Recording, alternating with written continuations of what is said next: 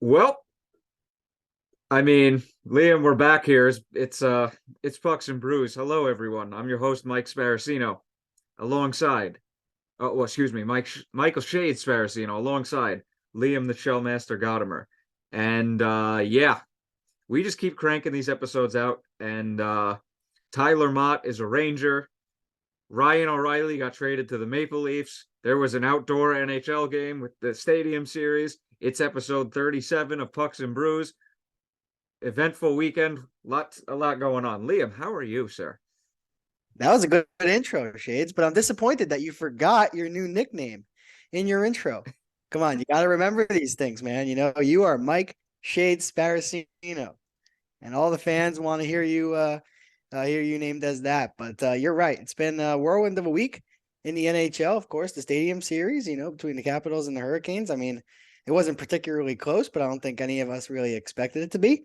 Of course, with Alexander Ovechkin and his father passing away, rest in peace to Mr. Ovechkin. Of course, a tough loss in the hockey world, but yeah, a lot going on. Yeah, and you want to know why I forgot it during the intro? Because I haven't do taken a sip of my cold brew yet. need a sip of the cold brew, of course. Let's take that sip right now. Ah, I love coffee. I'm not really a coffee drinker, Shades. I don't think you knew that about me. I did not know that about you, and that's probably for the better. Not gonna lie. Just never got around to the taste buds, just Eh, Hey, I don't, bitter taste. But I see why people love it, are addicted to it, like you. dude, I need it, or else I just simply cannot function in the morning. It's pretty bad. It, Mhm. it it honestly is pretty bad at this point. But Liam, it's episode number 37 of Pucks and Brews. Everyone, as always, get a drink of choice, whether it be alcohol, coffee, water, milk, I don't know, vodka, wine, orange soda, fruit punch, whatever. Anything you want. Sit back, enjoy, and listen to some hockey talk. So, Liam, we begin this week with some news out of the Chicago Blackhawks saying Jonathan Toews, who has been dealing with a lingering illness due to it was COVID related plus something else. I don't remember off the top of my head, but the Blackhawks have put out basically the equivalent of a press release, aka Twitter, that he is going to be sitting out until that issue gets resolved. Sorry, I'm plugging my laptop in at the moment. He's going to be sitting out until the issue is resolved with his health and moral, or I should say, with the asterisk that he will not be traded. Your thoughts? Yeah, well, I have the official statement from Jonathan Toews that, like you said, was posted on the Chicago Blackhawks Twitter account. And it says, and I quote, "First of all, thank you to all the fans and all those who have shown concern about my absence.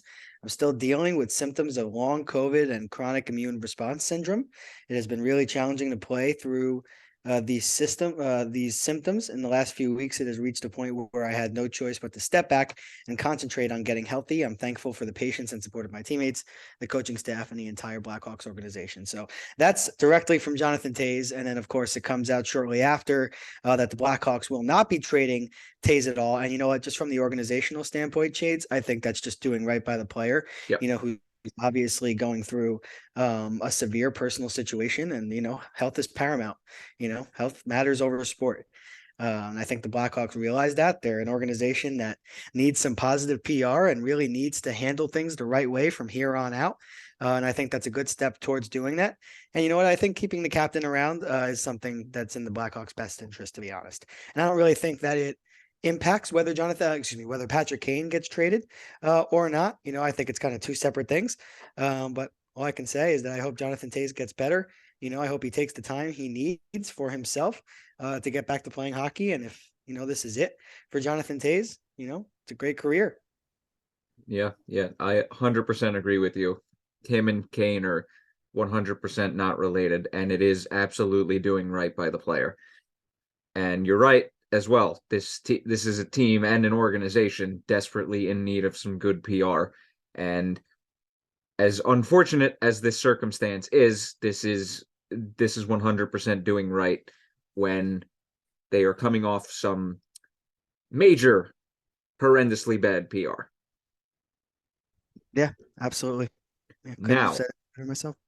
now, this is another conversation for the offseason, but let's do a quick fire yes or no question. Does he re-sign with the Blackhawks in the offseason? I think, there is a 33% chance he re-signs with the Blackhawks, 33% chance he signs somewhere else, and a 33.3% chance that he just retires outright. So I think this situation could go any number of directions. I think without having a concrete answer in regard to his long-term health, I don't think you can answer that question. But I think the Blackhawks would have interest in bringing him back. But I think, if he is healthy, I think his services will be better fit elsewhere. And for a team that's in a salary cap crunch and wants to win a Stanley Cup, why not add a Stanley Cup winner to your center group? Who has a lot of experience in that area. So I'm going to go with he does re-sign because as much as he has been openly against what the team has been doing in recent years, this is one like you mentioned earlier, this is 100% doing right by the player, and I know that he's been there his whole career so far. He's won 3 Stanley Cups, and I think that this is a precursor to him doing right by the team next season. yeah, I could really see it going any number of ways. I could see him re-signing with Chicago, but I don't know if that's the Blackhawks' priority. And maybe Jonathan Toews just personally just wants to win another Stanley Cup, like Patrick Kane does. And it's better fit elsewhere. But again, I think it really just comes down to first and foremost his long-term health, and we don't know where he's at this point. So obviously he's had to step away from hockey. So it's significant. So that much that he had to do that. So Yeah, a major question mark indeed. So let's switch over to a speaking of priorities, Patrick Kane. Well, we're recording. It is currently 8:33 p.m. on Sunday, February 19th, and Patrick Kane is playing in a game tonight against the Toronto Maple Leafs and has a hat trick. This guy wants to get traded. I think it's been very obvious. And basically, the question I give to you is, do they find a trade partner for him? I think that they do. I think there's many teams, both in the Eastern Conference and out west, for that matter, that would be interested in Patrick Kane. I mean, I don't know if you noticed it, but he has a hat trick tonight, and 5 points against the Toronto Maple Leafs. So he's showing everybody that that hip injury might be a little bit overblown, and that he's still got a lot left in the tank. The advanced metrics might not show it, but Patrick Kane is a superstar, and he's always been so ever since he was drafted #1 overall in 2007. So look, Kaner, he's going to, fit very well on a contending team. I look at the Vegas Golden Knights as a team that could potentially be interested in Patrick Kane. Look around, maybe the New Jersey Devils, if they, strike out on Timo Meyer, they could be interested too. So I think that there's a number of teams, both out west and in the Eastern Conference, that could be interested in Kane. And Chicago could get, pretty good value back. And, if it's any indication from what the Rangers did with Tarasenko, obviously Chris Drury called, the Chicago Blackhawks and asked about Patrick Kane, and he found the price tag to be, too high. So if he gets moved, the Blackhawks are going to get, a pretty good return, back. So Yeah, and I completely forgot to look up Patrick Kane's stats specifically just for goal scoring purposes to compare him to Tarasenko. I just need to point this out. So Tarasenko is like we said, was either a 6 or 7 time 30-goal scorer. I cannot remember off the top of my head. Patrick Kane has scored 30 goals in the NHL. Man, he's been in the NHL for a while. 1, 2, 3, 4, 5. 5 times. And after the last 2 games, he's surpassed Vladimir Tarasenko in goal scoring for this season. And he, like we said, he's doing it on a much worse team. If Tarasenko got the return that he did, what in granted Nico Mikola was in the trade. I think Kane can get just as much, if not better, considering he's a three-time Cup champion with uh with the 100 point seasons on him. And I'm pretty sure he has one Conn Smythe. I could be very wrong about that. And also, I'm pretty sure he has an Art Ross as well. Yeah. I think Patrick Kane is going to get more than Tarasenko, to, answer your question. And I think that he's going to get less than Timo Meyer. So take, that what you will.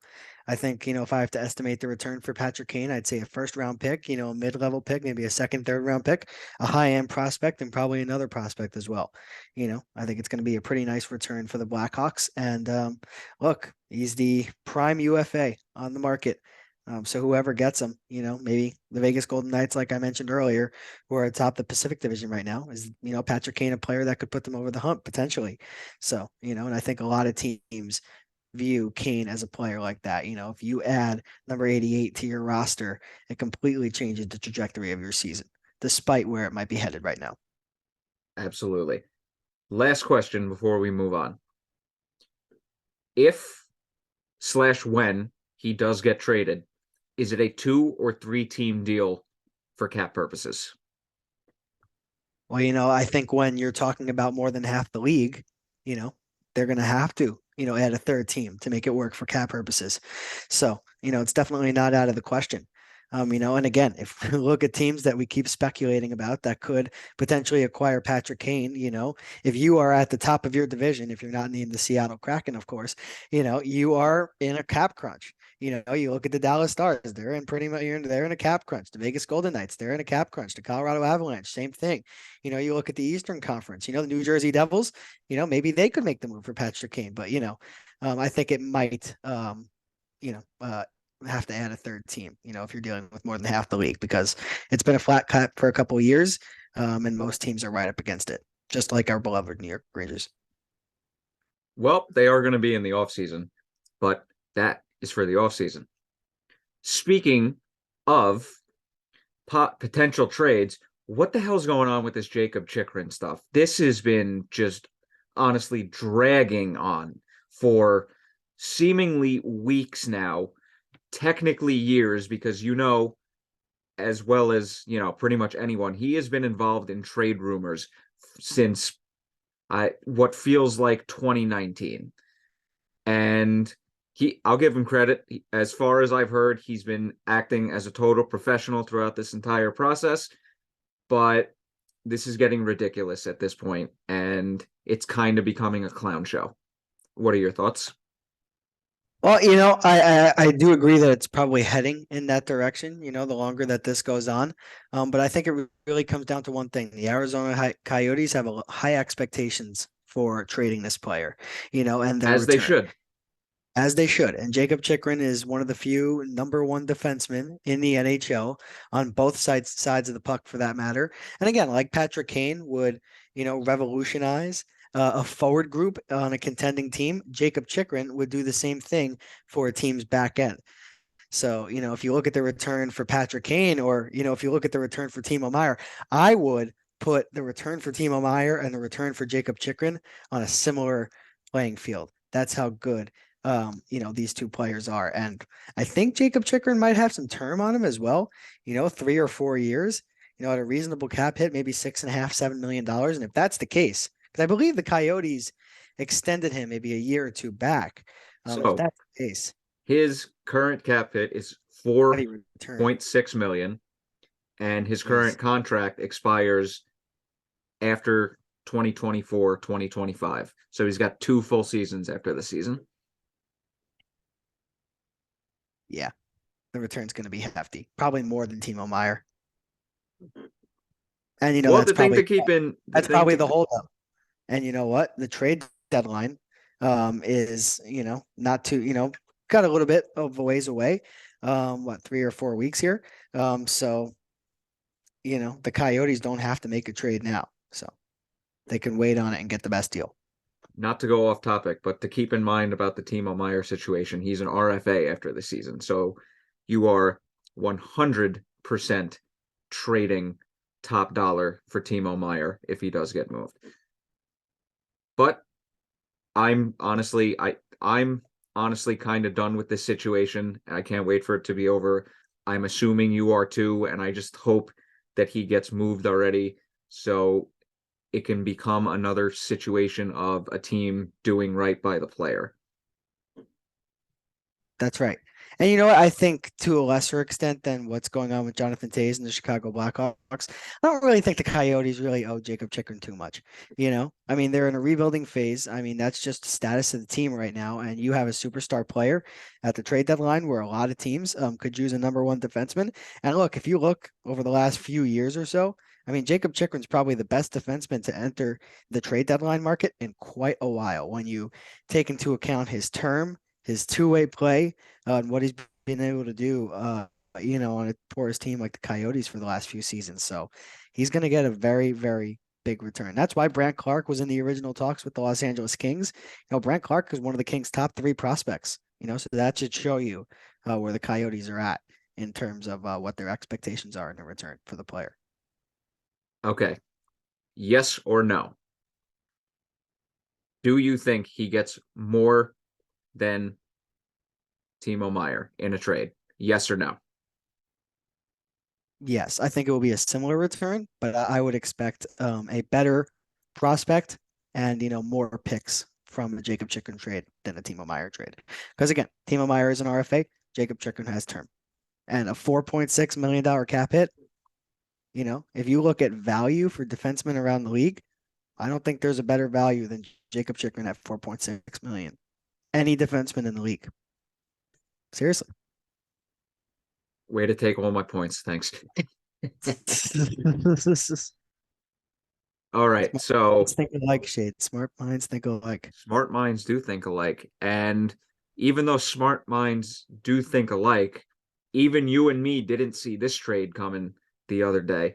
Ryan O'Reilly and Noel Acciari traded to the Toronto freaking Maple Leafs.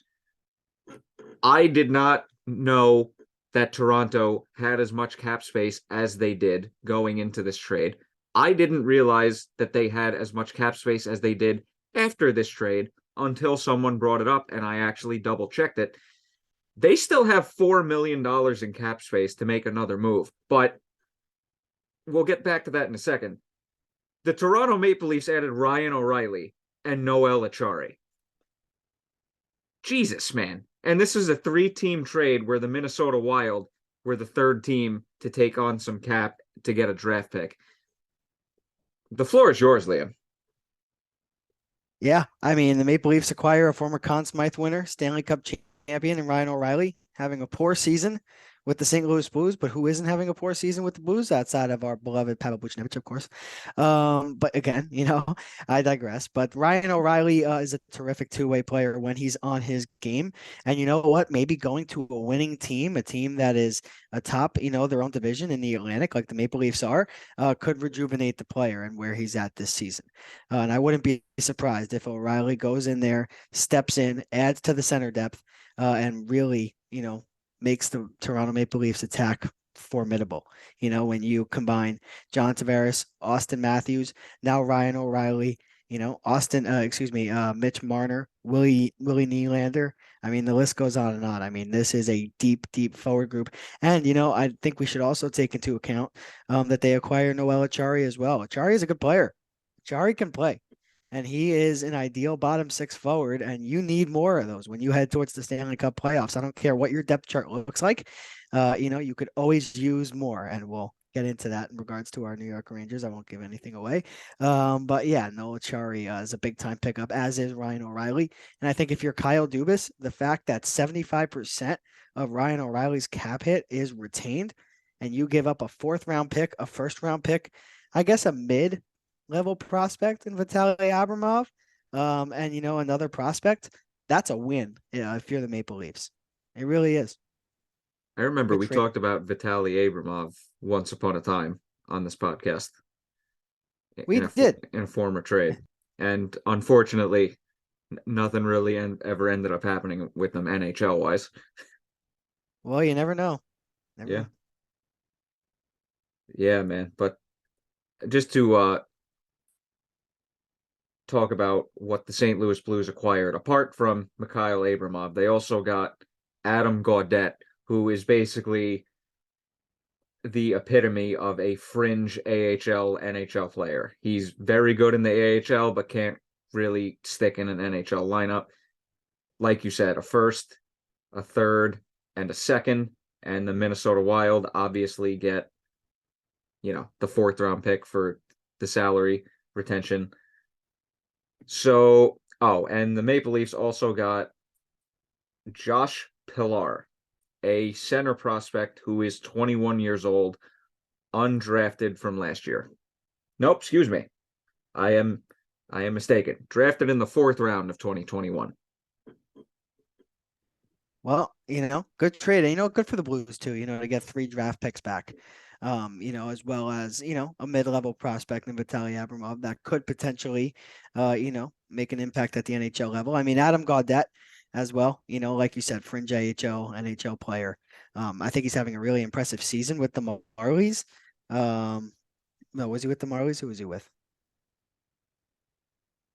Um, Actually, that's a good question. I With would be okay, way but more on my game today, but I am just absolutely me shot. too. But regardless, he's having a solid season in the American Hockey League, and like you said, just couldn't put it together at the NHL level. It was the But again, Marlies.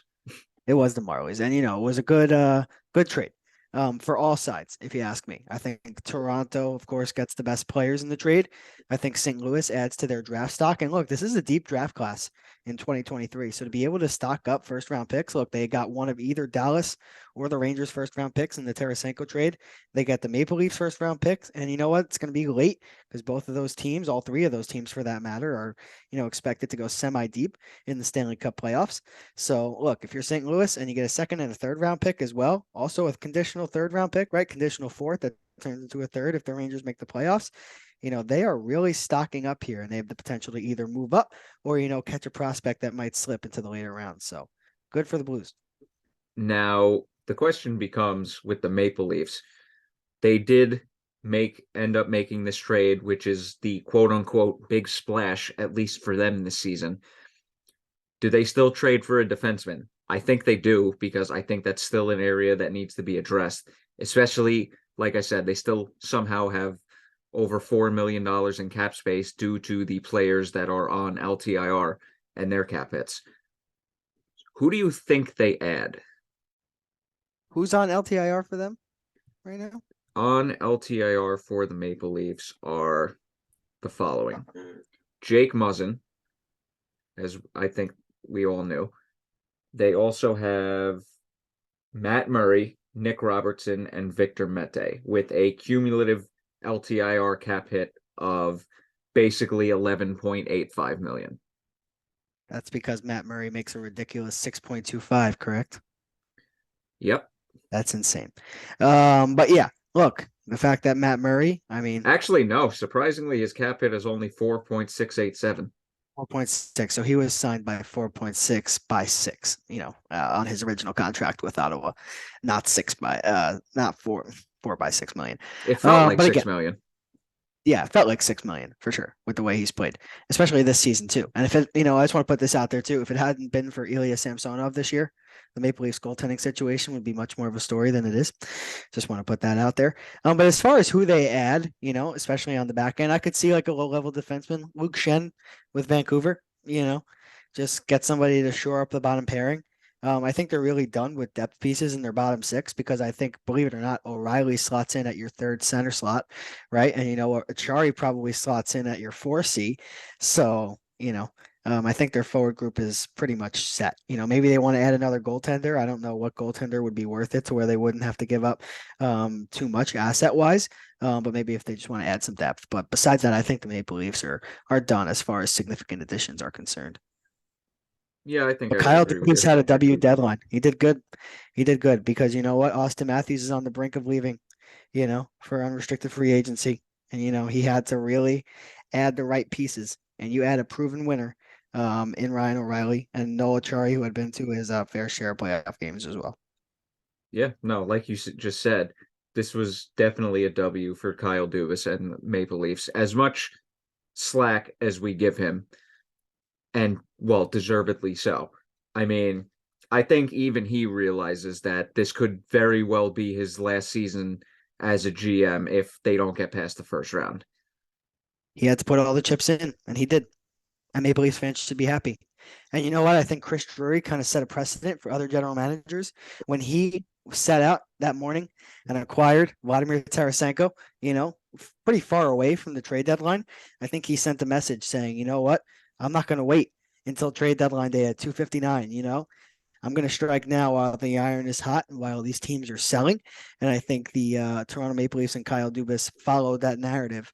And I think that's going to lead to a strong performance down the road and in the playoffs.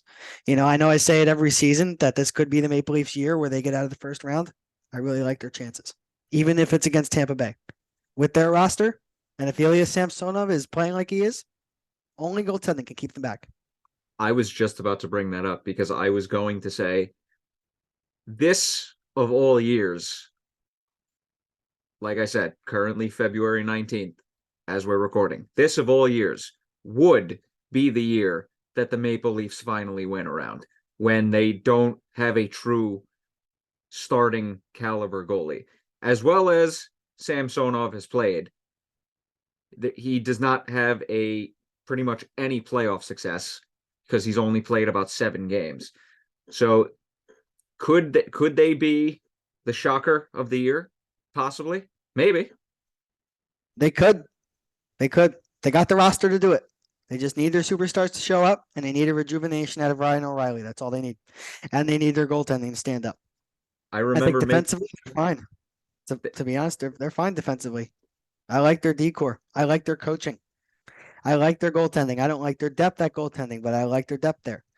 But I like their starter there, Ilya Samsonov. And you know what? There are strikers on this, on this attack for the Maple Leafs, So look, they add to that here with Ryan O'Reilly and Noel Acciari. Good for them. Good for Dubas too. I remember back in 2020, we were talking about, obviously after Tampa won the cup and everything, the running joke for a little bit was they would finally win the cup under these circumstances. And just to make it a little bit funny, that, like I said, this would absolutely be the year the Maple Leafs win around when everyone thinks their window is slammed shut. Because, hell, look at the 2018 Washington Capitals. Everyone thought that as soon as they lost to Pittsburgh in 2017, their window was slammed shut. And, well, they ended up winning the cup the next year. I'm not saying the Maple Leafs are going to win the cup, but if this is another joke, if they win the first round, Maple Leafs fans are going to act like they won the cup because this is going to be like a New York Jets playoff win. People are just going to go absolute ape shit, batshit crazy.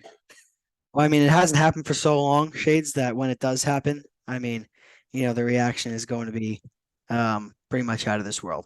And I'm going to be happy for Maple Leafs fans, to be honest. I think every fan base deserves to, have their moment, and they don't deserve to live in misery for as long as they have. Good regular seasons, and then short-lived time in the playoffs. That's really soul crushing from season to season, and the fact that they've had to go through that since what 2003. I can't imagine. Well, I mean, we're going on what's gonna be 13 years next year as a New York Jets fan. So we sort of understand Toronto Maple Leafs fans' pain. Yeah, we sort of get it for sure. I mean, personally, and I know this isn't the same for you. I don't really care about football, that much, or I'm not as invested as I am with the Jets as I am with the Rangers. If the Jets, miss the playoffs, it's, I mean, sucks, I'll root for them, but better luck next year. I think the Jets, for that matter, just on that note, are going to have a great year next year, hopefully with a new quarterback. But but if the Rangers, don't make the playoffs from season to season, that will be a lot more of a tough time. So Yeah, no, that would be bad. But end all be all, I think this is if the Maple Leafs lose in the first round again, I think Kyle Dubas is done. They clean house and they start all over from a managerial standpoint. But time will tell. But you and I, like we said earlier, are giving Kyle Dubas credit because this is 100% a win so far. And if they do add a defenseman like Luke Schenn, they're putting themselves in a pretty good position, not only to beat Tampa, but to make a run. Yep. Right on. All right. So I know this is something that you wanted to bring up when we were talking before we started recording, and that is the state of the Western Conference wild card playoff race. I know you wanted to talk about this. So by all means, the floor is yours.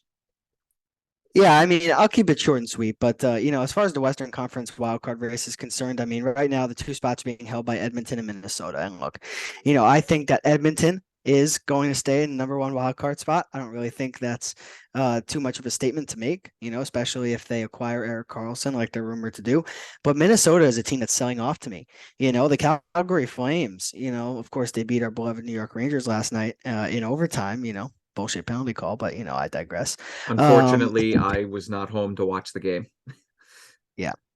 But Rangers fought back. Lafreniere got the game tying goal, so that was satisfying to see. But Nice. the Flames, I haven't been impressed with this season, and Nashville is in kind of sell mode. St. Louis just unloaded O'Reilly. The Canucks, I mean Dave Tippett. Yeah, no, not Dave Tippett. Rick Tocchet, took over for Bruce Boudreau, and that hasn't really changed anything. Arizona, Bedard, San Jose, Bedard, Chicago, Connor Bedard, Anaheim, Connor Bedard. So, this Western Conference is pretty weak. And I think that second wild card spot is going to be taken up by a team that, probably doesn't deserve to make the playoffs in, regular formats. So, and I think the number one team in the Western Conference might have an easy time with whoever's in that spot. So if Vegas, for example, runs into Minnesota or Calgary, could be a short series. Just wanted to put that out there. Yeah, and also speaking of the West overall being weak, the Pacific Division in general is just awful. I mean, Vegas has seemingly fallen off a cliff. LA is okay. LA and Seattle are kind of just okay. I don't think their records are indicative of how good of a team they are. The Central Division is interesting because Stars are actually playing somewhat well. Winnipeg is playing pretty well. Colorado seems to have found their footing. Apart from those three teams, Edmonton is the most overhyped team in the league. So honestly, it's so strange. The Western Conference. It's just so strange. And just to bring up like a small point that we were talking about earlier about teams selling early this year, I think Connor Bedard has a lot to do with that. But the West in general, can you see any team outside of Dallas, Winnipeg, or Colorado posing a serious threat to anybody that comes out of the East? Maybe Vegas if they acquire Patrick Kane or a significant trade deadline, acquisition. But Dallas doesn't really scare me, to be honest. I just don't think they have the depth or the top end talent for that matter. They have Ottinger, which is a big key. If you have a star goaltender, that can carry you through the playoffs, no matter what your roster looks like, that could give you a boost. Winnipeg, I think Winnipeg is a sleeper, to be honest with you. Winnipeg is a really solid team, and they got a really good core. Colorado, of course, won the Stanley Cup last year, so I agree with you there. But I think Vegas is in the conversation. But as the rosters stand right now with LA and Seattle, I say no way. Would they pose any challenge to any top team in the East like the Rangers, Hurricanes, or Bruins? This honestly, Or Lightning yeah, and no, Maple Leafs. Lightning. If they get past the first round. Yes, But yes. yeah, no, but I mean, the West overall is this could be a very, very underwhelming Western Conference first round for the playoffs. But on the other hand, the Eastern Conference, things could get pretty interesting and pretty dicey. It could be very entertaining. Yeah, the Eastern Conference, I'm excited for sure. Especially what the Metropolitan Division could yield. The Devils against the Rangers, we talked about it on previous podcast episodes. That's two fast teams that would put on one hell of a series, to be honest. The Maple Leafs and the Lightning, of course, last year was a 7-game series. It was very entertaining. You had Ryan O'Reilly and Noel Acciari, and probably, a big time talent to the Tampa Bay Lightning as well. If they're able to maneuver the cap, they're not going to stand pat at the deadline when they're watching everybody else get better.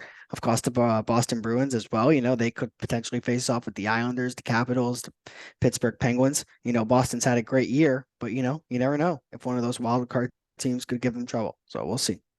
Yeah, and I can't find the exact stat that someone sent me, but Rangers, since, if I remember correctly, the start of the year, have it was either the best record, best point percentage, or both. And granted, record wise, they've been red hot and they've been playing pretty well too. But the fact that they're still third in their own division is a testament to how much they were struggling earlier in the season. But that is kind of going off on a mini tangent here. So I will get back on track. And speaking of getting back, the New York Rangers earlier today have acquired Tyler Motte. He's back, baby, for Julien Gauthier and a conditional 7th-round pick that could become a 6th-round pick, aka pretty insignificant. But we get a bona fide, very good 4th-line player that, honestly, as well as the top 9 has been playing lately, this team desperately needs a quality 4th-liner such as Tyler Motte. We all know what he brought to the team last year. Speedy forward, hardworking, and just honestly a quality 4th-line forward. Yeah, Tyler Motte is back. I'm very happy. Another W for Chris Drury. Liam, come on. I know you got something to say here. I know you're happy. Tyler Motte is back, baby. I'm excited. I mean, he's probably one of the best depth wingers that the Rangers have acquired at the trade deadline in quite a while, over the last few years. And he made quite an impact, during that entire playoff run. He brings ton of speed and energy to the 4th line. And I just think, he's not so much better of a player than Julien Gauthier. Don't get me wrong. He's better than Gauthier is. I just think he's so much of a better fit on the Rangers and so much more of a better fit on a team's 4th line. And I Yeah, I think was when it honest. comes down to when the 3rd line, isn't on their A game, like the kid line, Zibanejad and Kreider potentially having off nights, Panarin, who is sometimes invisible from time to time, when Tyler Mott is on the ice, and he can kind of wreak havoc and provide an impact, and positive trajectory to your team on your 4th line, that's really key. And to give up a 7th-round pick, that's pretty much nothing. Conditional could turn into a 6th, I believe, and Julien Gauthier. And, Gauthier is a player that, you stuck to, you committed to for a long time, sent them between the AHL and the NHL, former 1st-round pick, of course, former prospect with the Carolina Hurricanes as well. And look, he proved himself to be a capable NHL player, and it was enough in return to the Ottawa Senators to get a player that the Rangers really needed back into their lineup after a strong playoff. So in the case of Tyler Mott, it was a guy that Drury traded for at the deadline last season, let walk in the offseason when he should have been re-signed. That's another offseason Drury L. That's starting to become a theme now. Anything outside of the draft, which is all to be determined so far. But he reconciled for that by bringing him back. And I don't remember if I just said this, but I was surprised. I'm not surprised that Gauthier was traded to begin with, but I was surprised that he was involved in this trade. Right. Um, I wasn't really surprised Gauthier was traded, to be honest. He was getting a lot of playing time on the fourth line that he wasn't really getting early in the season, and it kind of confused me, because, I've always thought Gauthier is a good enough fourth line player. I just don't know why the Rangers were committed now, as opposed to before. And obviously now we know why. They were trying to showcase him and show other teams that, this guy can play. And if we can acquire a depth piece, we wouldn't mind giving him up, in addition to a late round draft pick. And that's exactly what happened with this trade. And Tyler Motte, I think, is the ideal bottom six player to go out and grab. If you're Chris Drury, should he have been re-signed in the offseason? Yes, but I think that the trade deadline cap space and the cap space that they had at the offseason at the time, are not the same. They have a little bit more flexibility now than they did then. But with that said, that doesn't mean that the Rangers didn't make a mistake in not making re-signing him a priority. I think he should have been re-signed before Trocheck was signed, to be honest with you. I think when you got to look at your Stanley Cup run, fine. You don't want to call it a Stanley Cup run. You got to look at your long playoff run, where you took the, eventual, Stanley Cup runner up and the Stanley Cup champion 2 out of the last 3 years to, 6 games and had a 2 games to none lead on them. You have to bring back every single player that was instrumental to your success. And the Rangers failed to do that in the offseason in Chris Drury. But they reconcile for that now. And you know what? With Tarasenko, who looks really good, by the way, with Kreider and Zibanejad, and Tyler Motte back to this fourth line. Even if you have to give up Gauthier, I think the Rangers got a lot better today, and that's all that matters. Yes, it does. Yes, it does. Another Can't change the past now. We can't change the past, but we go from what was technically an off-season L from Drury to another mid-season trade W, which it's just freaking fascinating. It really is fascinating. We're gonna look back at this as Chris Drury's tenure as GM, and we're just gonna be like, dude, what the hell happened those first two off seasons? Right, and you sent me a player card today, a Barclay Goodrow, and it didn't look too good. It's another it was not good. And Barclay Goodrow is one of those players that maybe his advanced analytics might not show it, but wherever he's been, Shades, he's been praised by his coaches. And John Cooper, if you ask any NHL fan around the league who are the top 5 coaches in the NHL, John Cooper, I think, is consistently named in that answer. And he loves and he praises Barclay Goodrow and his impact as to why the Tampa Bay Lightning won 2 out of the last 3 Stanley Cups. So, I think he holds value. But again, the advanced analytics don't show it. But Gallant loves him. Cooper loved him. You go back to San Jose. I forgot who was coaching back then. Maybe Todd McClellan. I believe loved him as well. So just wanted to put that out there. But I know you don't like the contract. I mean, I don't. But we've done we've talked about that enough. But what was that? I said for Tyler Motte, he's got a good contract. So love me some Tyler Motte. But like we said after the last trade the Rangers made, the Rangers are a better team now than they were yesterday. That is true. Yes. And this playoffs is gonna be insane. Rangers have a legitimate chance to do some damage. Some serious damage. And I'll just say it out. Stanley Cup. I hope we win the Stanley Cup because, well, you know what's going to happen. You know what's going to happen. Do I? Oh, yes, you do. And so do a lot of people. A lot of people are invited to that party. Yes. There you go. I'll be there. All right. So to end this episode on some Rangers talk, as we always do, just general Rangers talk. So it's been about 4 games since we last recorded. And, well, unfortunately, the 7-game win streak came to an end. But, hell, 15 out of 16 points, 2 comebacks, 1 win, 1 overtime loss, specifically the last 2 games. Another just strange game against Vancouver from everything I heard. And then the Carolina game was just, I mean, we might have talked about that last episode, but this team is just finding ways to amaze me, that like without going off on a tangent. But they've taken a noticeably noticeably like, dude, this is how shot I am. I literally cannot think of the right of words to say. They've taken a noticeable step forward, and with the addition of Tyler Motte, this team just becomes ever so more dangerous.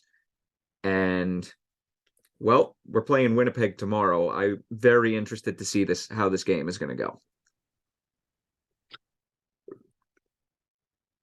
I gotta get muted once every episode, right?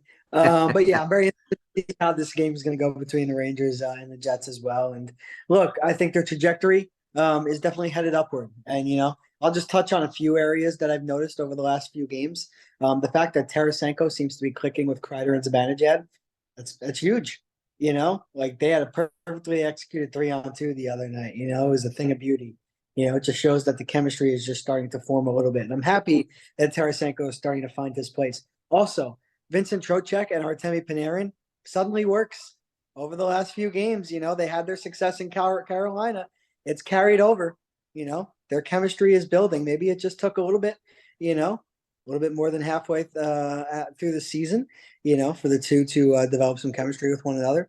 And, the kid line, has it slowed down over the last couple of games? A little bit, maybe. But Lafreniere, again, producing a goal. Capo Caco, I mean, again, the points might not show it. They're starting to show up a little bit more than it has in the last couple of years for number 24. But look, his two-way game is just absolutely spectacular, and it's great to see.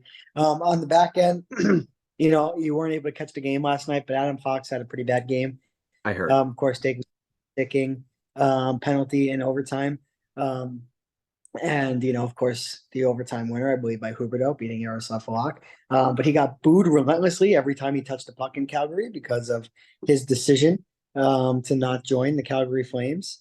So, maybe that impacted his play a little bit. And also, last three shades, just to touch on the Rangers. Yaroslav Halak, again, what a performance. He gave up 2 goals, early on in the first period. But after that, he was lights out. And the Rangers did not play their best hockey. Their number one defenseman, was not himself. And, when you combine that with Keandre Miller, who struggled, was a little slow, Jacob Trouba, who's Jacob Trouba, and, Braden Schneider under tough environments, and, of course, Nico Mikkola, who's had his struggles as well. For all intents and purposes, outside of that first 5 minutes in the first period, Yaroslav Halak killed it last night. And he continues to be the backup that the Rangers need. So tip my cap to him. And good job for the Rangers getting a point in a game where, quite frankly, Shades, you didn't watch it. They didn't deserve one. They didn't. That sounds like a lot of games from last season. Yeah. Yeah, just way too many grade A opportunities and, not enough time in the offensive zone. Markstrom was great as well for Calgary. Inconsistent, but he has his nights. So. Yeah, I mean, hey, we still got how many games we got left? Wow, there is still 26 games left in the regular season. A lot can happen. Yeah. And the Rangers are 7 points out of the division lead from Carolina, even though Carolina has a game in hand. But with the trajectory that the Rangers have been on since the beginning of the year, of the calendar year, it's not a stretch to say that they could take first in the division. Mm-hmm. You think so?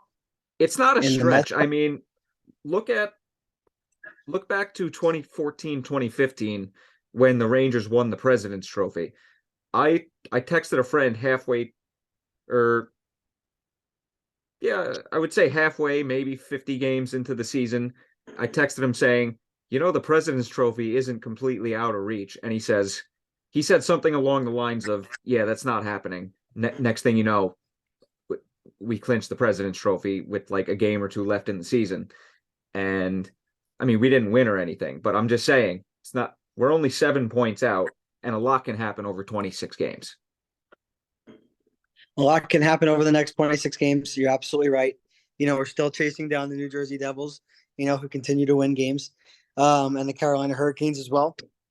I mean, of course, I think the Rangers showed where they stood after the Tarasenko trade with the Hurricanes, going into their barn and taking them down, and of course, Artemi Panarin accounting for 4 goals, but they were really dominant in that victory, outside of a few stretches for Carolina where they took over. But I think that the Rangers are now outside of that first period. Outside of the first period, yes. But I think right now with their roster, the Rangers are better than the Carolina Hurricanes on paper, and on the ice as well. But still trade deadline away. And Carolina could absolutely bring somebody in that could push them ahead of the Rangers again, at least on paper. But we'll see how it happens on the ice. And they could very well win the division. But I wouldn't mind necessarily a first round matchup of the Rangers and the Devils. Or even if the Devils win the division, the Rangers and the Hurricanes. Just give me some good hockey. If you're going to go on a Stanley Cup run, Shades, you need to be playing your best hockey throughout the playoffs. And the matter of the fact is, even if it's going to be a tough time, the New Jersey Devils are going to bring out the best in the Rangers, and whoever they face in the next round, whether that's from the Atlantic or from the Metro, they're going to be ready for that challenge. Let's just say, they have to face the Bruins in round 2 after facing the Devils in round 1 after a grueling 7-game series. The Devils pushed the Rangers to their limit, and now they're ready to go and play Boston, who won the President's Trophy, and take them down and reach the Eastern Conference Final for a second straight year. So, I don't really mind the tough test early on. And that's why the Rangers had success last year. Pittsburgh was a tough test. It was a 7-game series. Yeah, They had to battle back. they shouldn't have been, but They shouldn't have been, but, they were. yeah, they were. But that just goes to this team is so much better. But in terms of a Rangers Devils potential matchup in the first round, I want to see that just to face someone new in the playoffs and face a team that we haven't played in the playoffs literally in what's going to be 11 years come June. Because if you look back in the last year we played in the first round, Pittsburgh, 2017 first round, we ended up playing Montreal, then Ottawa. 2016, Pittsburgh, first round. 2015, Pittsburgh, first round. 2014, Pittsburgh, second round. I'm looking for a nice change of pace to actually play the Devils. That would be kind of nice. And I'm not saying it's going to happen, but let's just say that the Islanders finish first wild card and win a round. I would love to see a Rangers Islanders playoff series, because when the hell was the last time we played them? I'm just saying this solely as playoff series that I'd like to see, just as a fan. Yeah, of course, outside of 2011, 2012, right? When the Devils won in 7 games over the Rangers on 6. Henrique's overtime goal. Six on Henrique's overtime goal. The Rangers and the Devils haven't met in the playoffs, and the Rangers and the Islanders conversely as well. And again, coupled with the fact that both teams bring the best out of the Rangers, just the fact that it's the rivalry as well, it would just bring my anticipation level up a notch. Of course, it's fun to see us play the Hurricanes or the Bruins or the Lightning or what have you. When it's a playoff series against the Islanders or the Devils, and the Rangers have to go into the Prudential Center or UBS Arena, that's exciting. That's a lot of fun. Have the Rangers really not played the Islanders in the playoffs since 94? Well, Islanders were pretty bad in the early 2000s. They never faced off, and yeah, I would say 94. Wow. I'm looking this up right now. Holy crap. Jesus, man. That's 29 years. That's kind of impressive, not gonna lie. Impressively bad for the Islanders. Well, that too, but I'm just saying, like, in general, like, 2 teams in the same division not meeting, especially like crosstown rivals, not meeting in the playoffs for 29 years. That's pretty impressive. Also kind of sad, but impressive at the same time. Agreed. And if you go back before the Rangers and the Devils faced off in 2011, 2012, you're probably heading back quite a while too. Yeah, maybe. So outside of the series, Yeah. Anyway, I kind of went off on a tangent there. I really got nothing else other than let's go Rangers and welcome back Tyler Motte. Liam, you got anything? No, that's pretty much it. Of course, welcome back Tyler Motte. So long, Julien Gauthier. Thanks for bringing your all. Every single game. I had no complaints about Gauthier as a player, and I'm happy that he's going to get his chance on an Ottawa team that's going to give it to him. Obviously, since they're not heading towards the playoffs. And again, another Tarasenko goal last night. Just want to point that out. Party it up. And tip your cap to Yaroslav Halak as well. Yeah. All right, now Vitaly Kravtsov still sitting in the press box, by the way. Yeah. And still not traded. Yeah, I just want him to get traded already because that kid needs a fresh start. He does. We'll see if it comes in the coming days. I'm just happy he wasn't a part of the Motte deal because a lot of Senators fans, when it was rumored that Motte was going to get traded, they're like, "Oh my God, Kravtsov!" That would have been a L by jury, but yeah, that would have been a W and an L. A W because Tyler Motte is a good player, very good fourth liner, but that would have been way too much value given up. agreed. But that's not what happened. It's not. Yeah. Welcome back, Tyler Motte. All right, I now I really got nothing else because I'm just absolutely shot after barely sleeping last night. So thank you. How is that? Oh, it's gone. Oh, it's gone. It's gone. All right, so thank you everyone for listening and or watching. If you're watching us on YouTube, please hit that like button, hit that subscribe button, share your videos, or share the podcast with your friends who are hockey fans. That will be greatly appreciated. As always, I have been your host, Michael Shade Sparacino, alongside Liam, the Shellmaster Godimer. And that's it. Follow us on all of our socials listed in the description below. And yeah, we'll be back next week. I have no fancy outro for this episode. So take care, everyone.